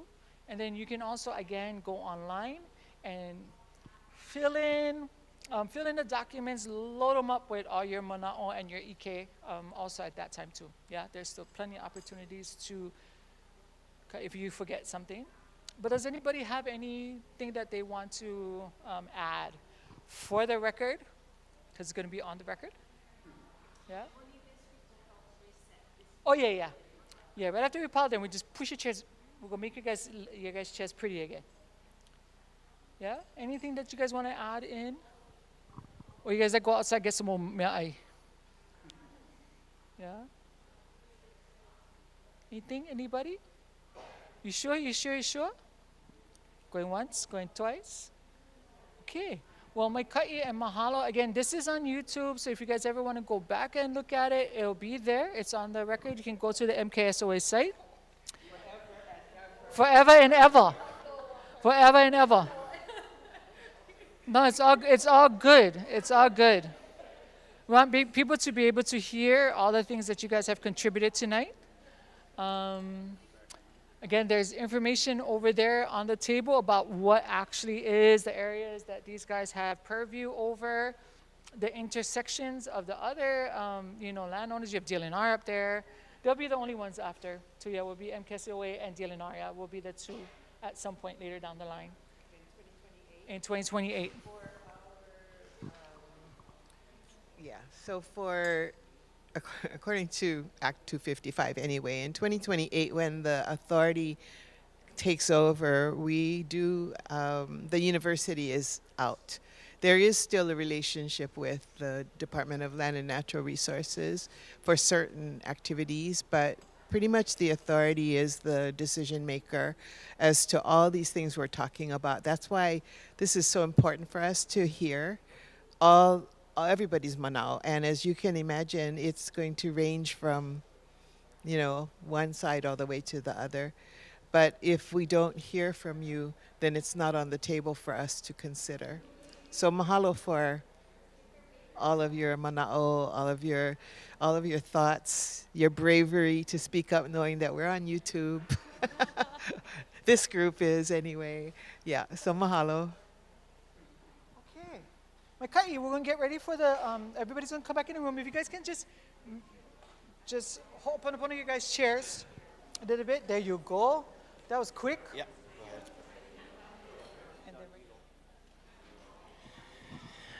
All right, Kako. Mahalo to all of our online audience and for submitting your statements and questions. We really do appreciate it.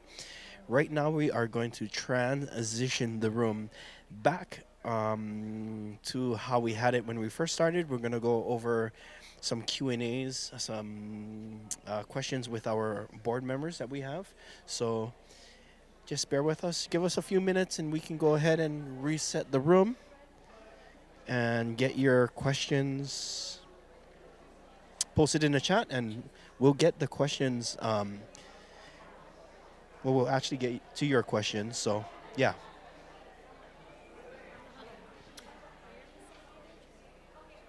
Good job. Good job.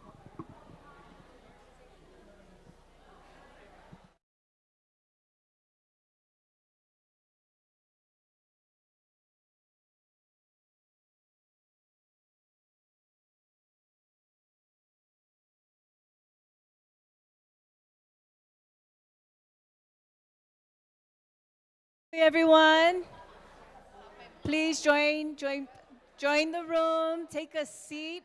We are thrilled that you're still here. And no worry, get plenty bentos for you to take home.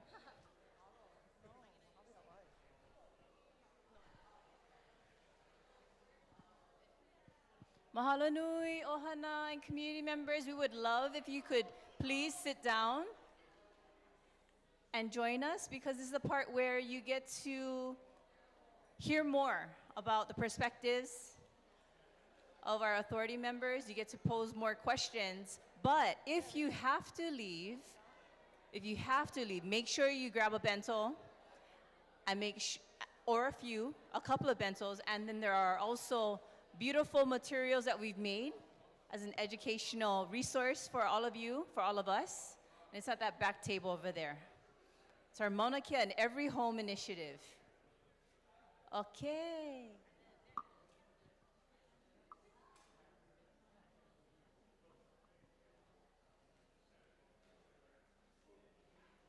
Maybe if I sing a melody, maybe folks will come in and sit down. Kaulana o kawai hai I kai Havana Havana HALE'OLELO mai kahiko mai o pua kailima e kilohi ya mauna kea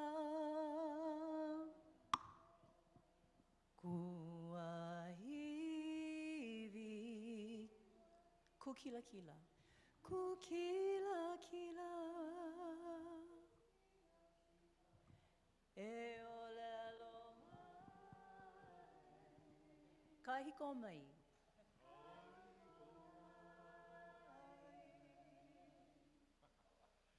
o pua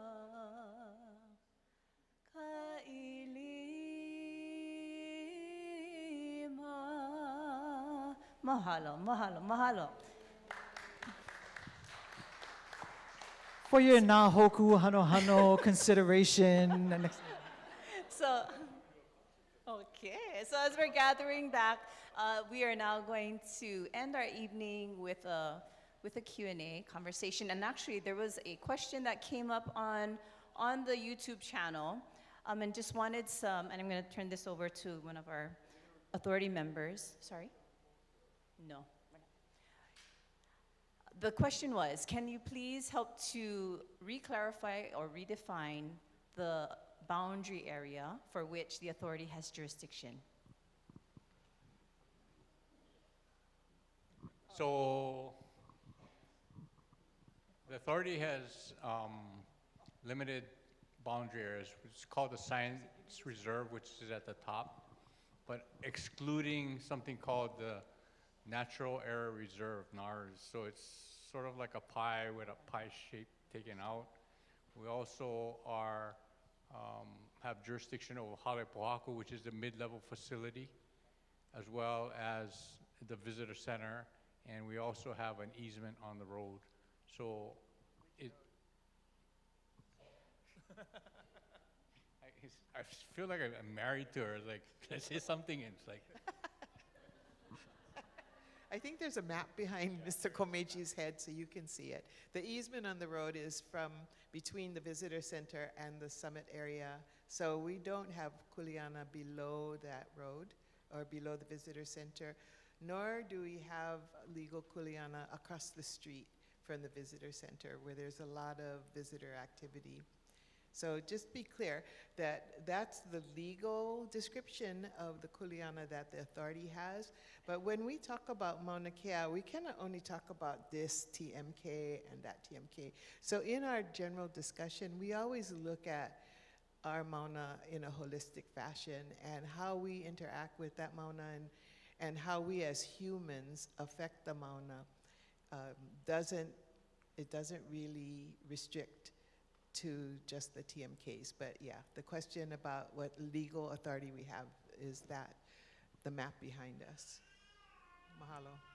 Okay, anyone have questions? Questions in the audience? Just raise your hand and I'll come be your Vanna Brown. Anybody? Comments? Okay, yep. This question is for John, my good friend. Nah. So I kind of have how do I say? Okay. So this is just my vantage point of how I'm viewing this whole roadshow thing. So coming on the premise that there is not a lot of trust. I don't trust the state. And even though you guys are your body, they still up there, right? So I don't trust that. I don't trust the legislature to be able to see what comes out of here or honor your recommendation or fund it. I don't trust our county mayor because he's proven to be not worthy of that trust. So hearing about all of these things, I was skeptical because one, this is based on the premise of Anakombi Maha'oi. So there's parts of this to me that are Maha'oi, in that if something is happening on Haleakala, I have no lineal connection to that space.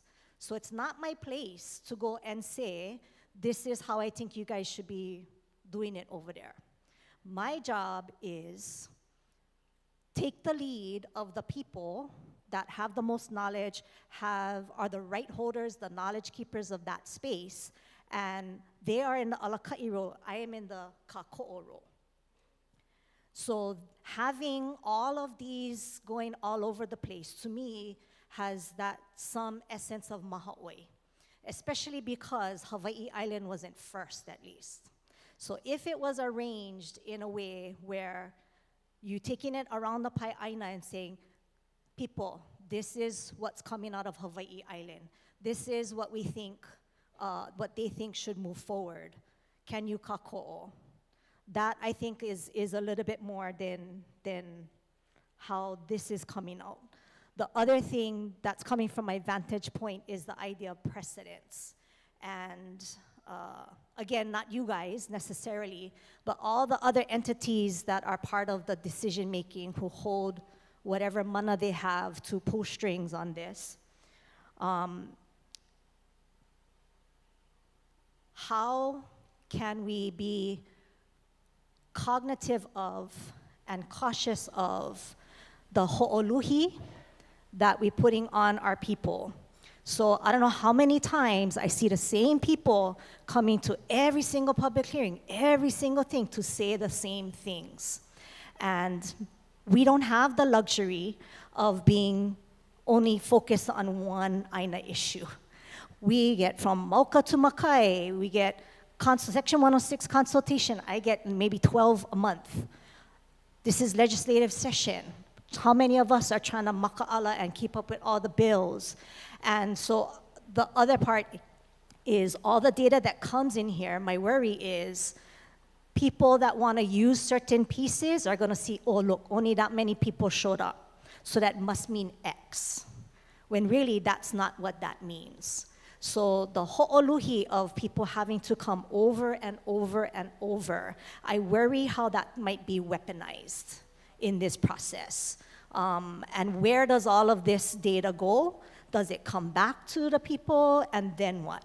So I just kind of bring those points of caution in, and I know some of you, so it's not you as the entity, but this whole interconnected system that I have concerns about. So yeah, I have concerns. Okay. So I heard 3 questions. Yeah.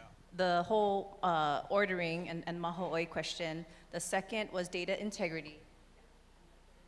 Oh, fatigue, community engagement fatigue. Okay.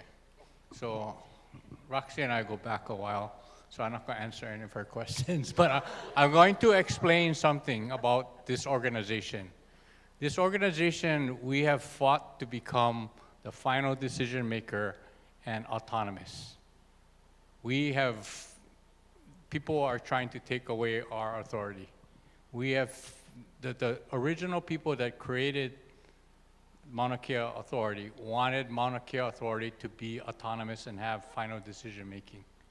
So to that point, we do not report to an individual. We don't report to the governor. We do get our funding from the legislature, so we are dependent upon the good graces of the legislature to get our funding. But we have continuously tried to implement what the creators of Act 255 wanted, was to have us an autonomous board. The other thing that I would point out is that the people that have been appointed to the board, right? You have many or several that actually are Kia'i and actually giving voice to the Kia'i by having those people on the board, right? So I think Auntie Noinoi said 8 of the 11 are Native Hawaiians. So we're trying to be very different and trying to your point,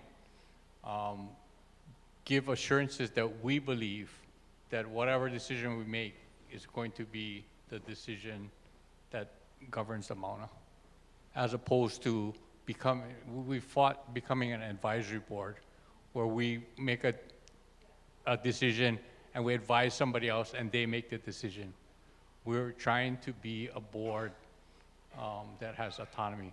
Now, I'm going to turn it over to Auntie Noinoi to answer the question about Maha'oi, because as we go to these different meetings, it's interesting because we had some interesting comments from people on Maui last week, people that I know you respect, but they have a little bit different perspective. So, yeah, good question, Roxy. Thank you for bringing that up, because that circulated, that mana'o circulated a bit on social media. First of all, the Act says that what happens on Mauna Kea is a statewide issue. So while we are governed by what the Act contains and the parameters that it puts on us, it does state that the care of Mauna Kea is a statewide issue. And as I expressed early, if it weren't for everybody, the thousands and thousands of people who joined us on the Mauna, many of you here in the room, this would never come about, right? It would have been business as usual under the university management. And so this is, I don't know if earth-shattering is the proper term, but this is a hulihia we're involved in. And it's a hulihia within state government and within the university system. And it's a hulihia for us who have to create a brand new state agency. That hasn't been done since the 80s when the Kaka'ako district was created. So it's a lot of new territory for all of us, and it's very challenging. But if it weren't for the efforts of not just us in Hawaii, but really people from around the world who came and stood with us, this never would have happened. In acknowledgement of that, and a couple other things I'm going to talk about, this wouldn't have happened. So in acknowledgement of that, we felt it was very important to go across the Pai'aina. We even talked about, should we go across to Aina A? You know, should we reach out across the world to all the people who came here? The way to reach them is through YouTube. While they may not be here in person, they can contribute in other ways. They can go on our website and give us their mana'o and things like that. That is really important to us. In hindsight, maybe we should have started with Hawaii Island, although we did do a round of Hawaii Island last year in October. So not October, but the end of the year, we did six community meetings. We asked a little different question. We talked about our strategic framework, and we asked for feedback on that. So we began here. And so being Maha'oi, you know, the first thing is, we, on the Mauna Kea'i, invited the world to come and support us. We wouldn't have gotten to this point without that support, and we felt as a collective group it was important to then reach out back to at least our people in Hawaii to make sure that they knew what we were trying to do and gather as much information as we possibly can so that we are informed. The other thing I will point out to you is two very important procedures in the last few years failed because the entities involved did not do adequate community outreach. One of them was the university itself in their planning, and there was a report which the framers of this Act 255 and the whole working group that came about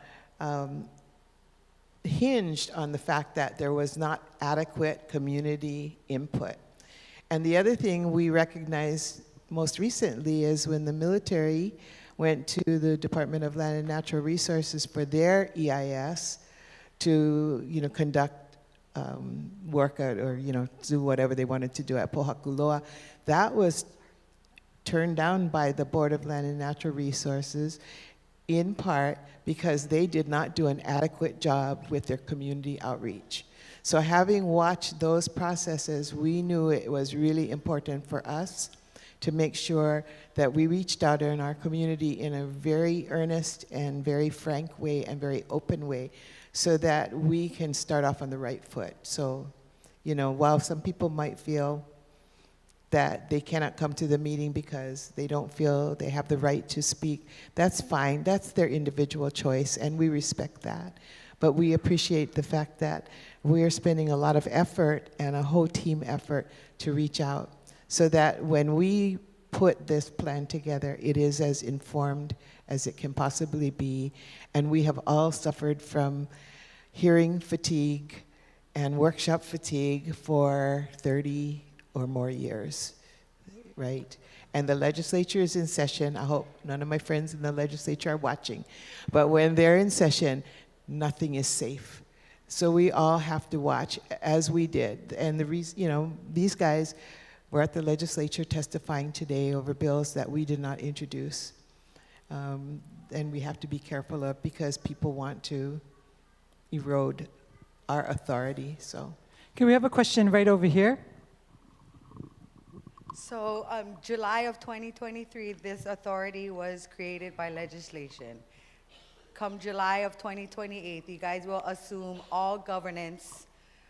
The authority will assume all governance of general leases, permits, and easements. Okay, so my one question is, when the lease expires in 2033 for the UH, are you going to renew the lease? We're going through part of our while we're out in the communities that we're going to develop a master plan. The master plan is supposed to come up with a process where we're going to evaluate what the carrying capacity is and for the MAUNA. Okay.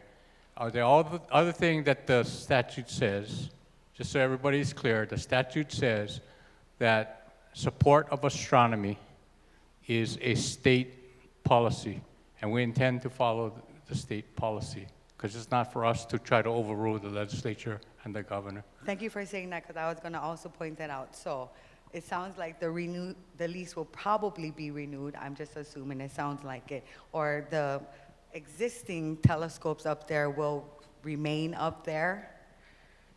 We don't know. We're going to go through the process, yeah. Okay. And so when this authority was created was partially because of the protest of TMT. And so TMT came forward because the MAUNA had asked, not the people, the MAUNA had asked for no more. And I stand here to represent the MAUNA, even though I am Kanaka Maoli, and my relationship to the MAUNA is from birth, okay, from the womb. Not only when I was informed. My relationship to the MAUNA is from the womb, from conception, because my ancestors also come from the MAUNA. So I stand here for the MAUNA saying no. Thank you. It does say, though, in addition to the state policy, which is in our law, it also states that we have the ability to determine the number of observatories that should be up there and that we can lower the number. So that is still to be determined.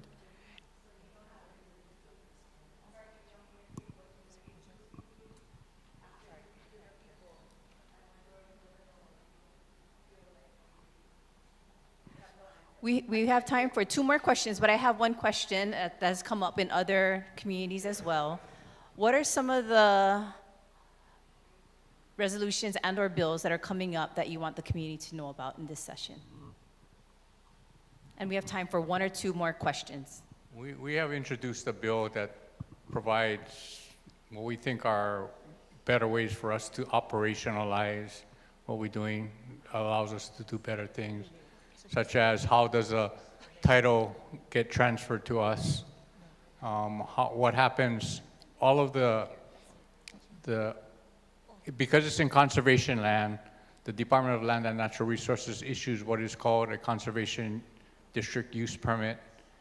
Who will hold that permit? We've talked about that. What are the rules that govern us in 2028?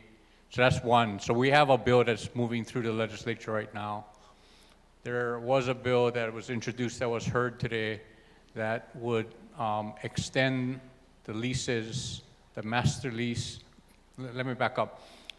Currently, the Department of Land and Natural Resources has a lease with the University of Hawaii. The University of Hawaii then has what are called subleases to the individual observatories. There was a bill today that would have extended or proposes to extend the leases, all of the leases for 10 years. So the leases currently expire in 2033. The bill would extend the leases to 2043.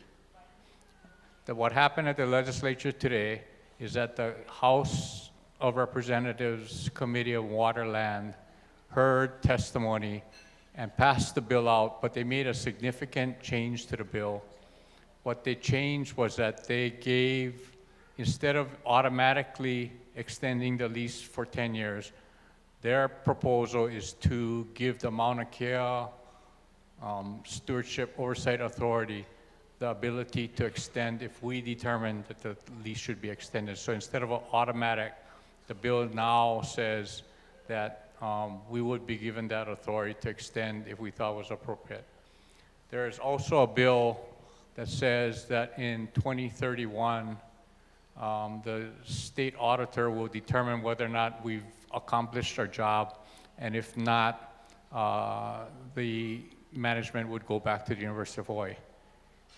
So that bill has not yet been heard.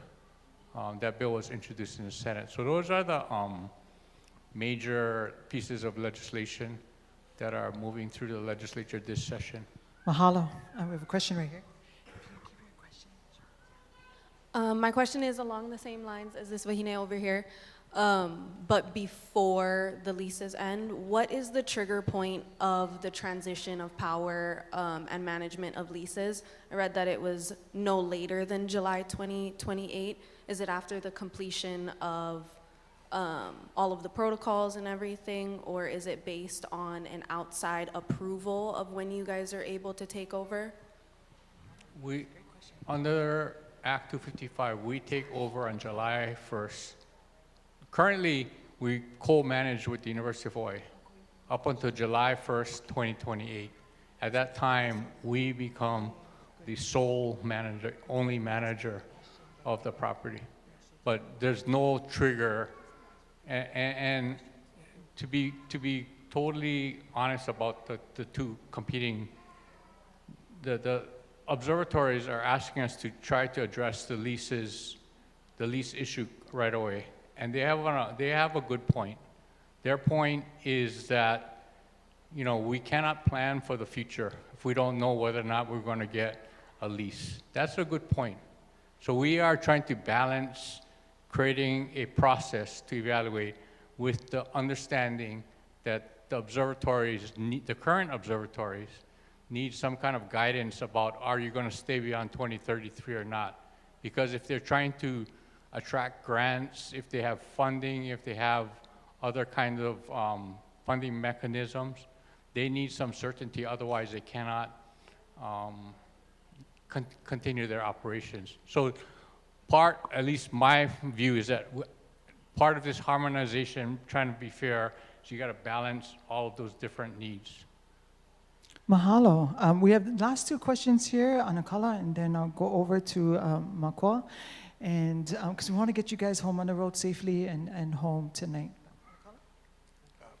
I don't need mine. How many of you on the board do not abide by the rule of law? By the what? Abide by the rule of law. There's a society in America called Society of, they study the rule of law. How many of you on there do not abide by the rule of law? Do you all abide by the rule of law? I believe so. I would speak. I don't. I speed once in a while. You speak once in a while. No, but we abide by the rule of law. Because international law rules. International law. And every time we mention international law, we get shut down. Because you know, everything after January 17, 1893 is fraud. It doesn't count. No more caught. Belligerent military occupation for over 130-something, 40 years almost. And we're going to listen to you guys? Come on. We're not born last night. We don't have to go to school to get PhDs. We know, we study. Akua talks to us. I'o, that mountain, Mauna is I'o country. That's why it's called the law of Kanawai, Hi'ikapu. You follow know that law? It's a law, everybody in this room, we come together to make peace, to make harmony with nature and in the spiritual realm. The missionaries will mess you guys' head up. You guys no more spirit, no more. You know, go up there, talk to the Akua, I'o. I live why the bottom, Mauka e Makai. I live why Akiakai. The water that you fellows wash your the land's width, what do you do with that water? It goes by my boat, and everything is polluted in Hilo Bay. At one time, Hilo Bay was abundance of akuli. They're outside the wall, they're like, I'm home, they tell me, but inside the bay get caca, human feces, and highly toxic. You know what? We should ban everything that's killing. Roundup is the first thing. Other countries have banned Roundup. Why can't we do the same? Why can't we ban people who don't abide by the rule of law? Well, I appreciate your passion. So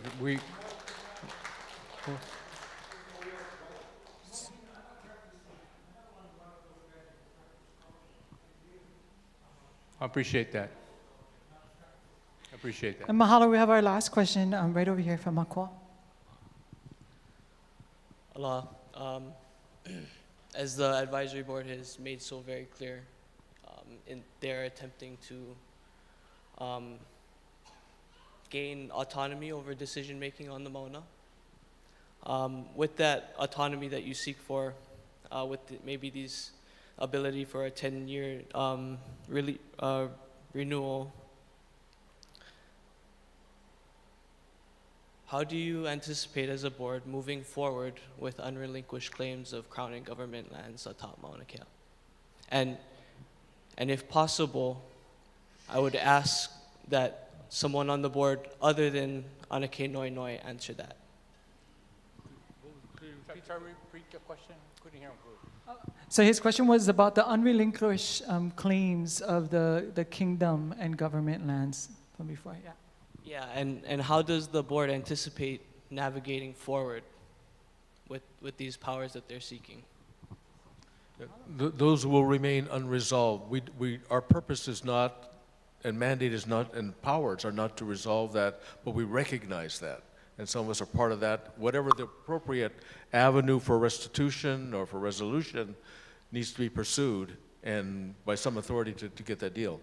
Meantime, while that happens, the Mauna is there, the Mauna is used, the Mauna is, people make decisions about it, somebody has to do that. We can leave it in the current state, or this organization was created to create a better state, to do that better, not to necessarily resolve those issues that you talked about, much as many of us would like to see those issues resolved, just to elevate the quality of care and management of what goes on in the Mauna for the betterment of the Mauna at this time.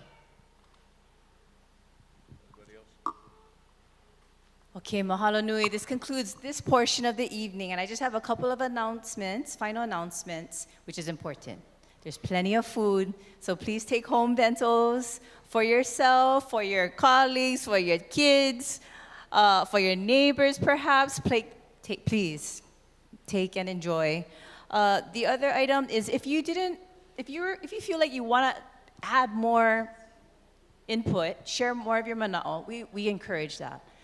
This is the QR code. If you forget where it lives on our website as well. And please tell a friend, please tell a family member, please tell your colleagues to watch any of these recordings. This is the 7th. We have 3 more, 8, 9, 10. Yep, 3 more, which is going to take place in Waimea next week. And so we encourage you to please go ahead and fill out the survey. The other thing is I want you to know, if you haven't grabbed your set of educational resources, we had a really spicy conversation in Kona a couple of months ago, and this kupuna of Kona was making sure that we heard her, and one of the big pieces of wisdom that she gave to us is that you have to make sure that there's Mauna Kea in every home. And so this is an honor and an acknowledgement of her desire that we all have a part of Mauna Kea, that we are all a part of this beloved community loving Mauna Kea. So there's lots of materials. Please share again with your keiki, with your friends and neighbors. And then finally, before I hand it over the mic to Mr. DeFries, we would love if you could have a little bit of kokua putting away the chairs in here, if able. Mahalo nui. Thank you so much for coming this evening. Thank you, Mahino.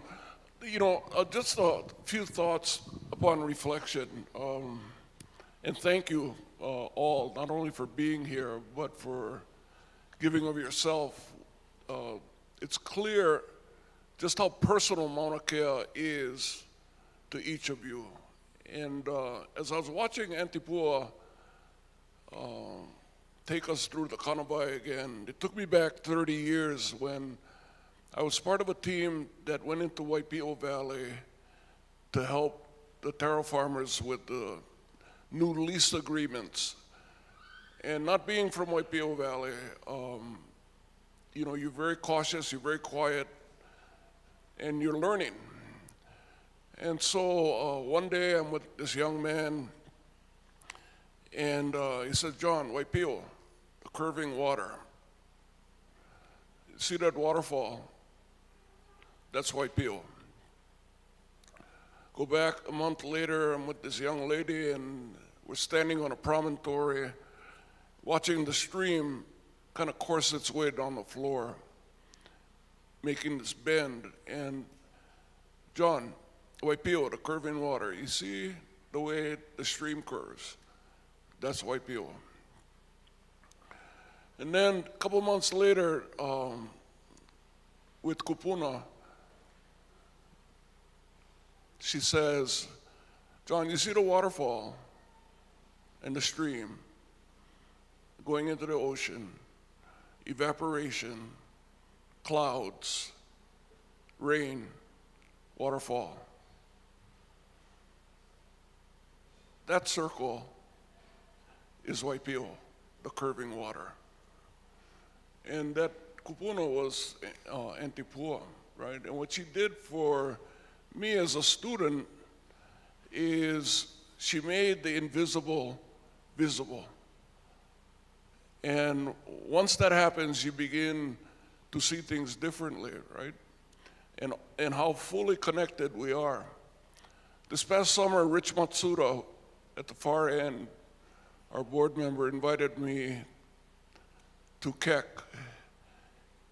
He invited me to learn about Ike from above.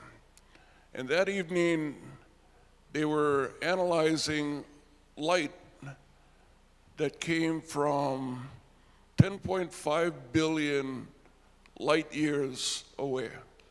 Okay, so 1 light year is 5.8 trillion times 10.5 billion. So something major happened that far away, right?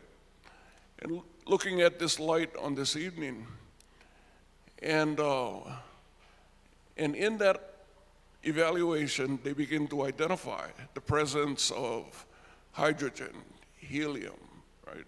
Magnesium, carbon, iron. So I say to the astronomer, because there's a live video of the volcano going off. So I said, aren't those same minerals and gases being produced tonight at the volcano? And sure enough, a portion of what was happening that far away, that long ago, is happening at our volcano. And then with deeper discussion, you begin to realize that those same elements are in our human body. The ancient light, the active volcano in that moment, and our bodies. And what I realized at that time, again, making the invisible visible, one more experience, was how connected all of this is. So I asked the astronomer, do you think the universe has a mind? Or is this all random? And he had a great answer. It was about midnight. He said, this would be a great time to have a glass of wine, which we did, okay? But the sense of connectivity kind of comes into this room right now. We're all connected here. Astronomers in the room, I would encourage you to take the Kanawai model and start to look at the work that you do in your discipline in that context. Because the cycles in Vakea, cycles in the cosmos, are there. We just need to be able to interpret it very differently. And because we're all connected and we all need one another. To the concerns that were expressed tonight, believe me, this is an experiment, okay? You've got a 12-member board, myself and a staff, and the only thing more difficult than working in a government bureaucracy is creating one, okay? And that's what we're being challenged to do. But that is a foundational platform upon which the next 2 generations in this room, you'll be on the platform. You'll be advancing the ball. You'll be making the kinds of decisions.